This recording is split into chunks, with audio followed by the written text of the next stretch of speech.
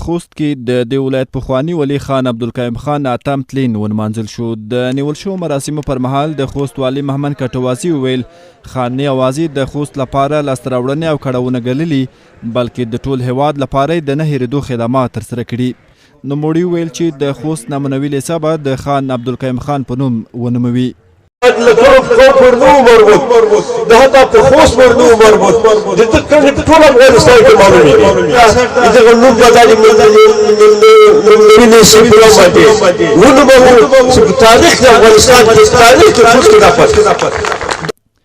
د خوست بلابل ولسوالیو مخورو مشرانو خان نه تکراریدونکي څاره وبلله او هغه یې پر خاوره میین شخص یاد کړ.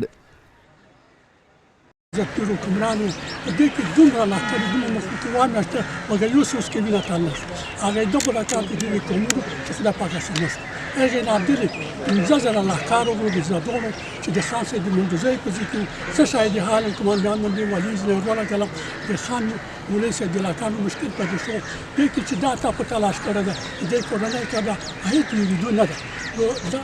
خو یو خصوصیات د دا ټکوو د خوست واقعا خوست د زړه بودیدل د جهاد په دوره کې موږ ته معلومات شته موږ موجودو په حالتونو کې کله چې د خصم مسله منځته راغله چې د خصم فتوحات یا د خصم جنګ شروع کېدل په خصم وروسته بیا د اتفاق په خاطر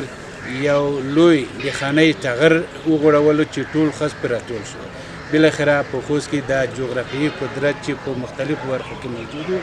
دا ختم شو. اتفاق اتحاد ټول خص خوست په نصیب شو. د لکڼو سیمې ځوانان وایي ښاغلي خان موږ ته ډېر څه په میراث پرېښودلي چې پر قدم یې روان او د همیشه لپاره به د هغه له مشورو په استفادې د هیواد د بقا او پایښت لپاره کار واخلو. د ټول خوست ځوانانو دپاره موږ پیغام دغه ده چې د خان صاحبو په قدم نه قدم کېږدي نو دا د ټول خوست دپاره چا په اصطلاح چې ایمو په نظر نه دا به د دوی بریا وي ځکه چې خان صاحب چې خوست ته څه کړي دي هغه نه ستړي کېدونکي دي.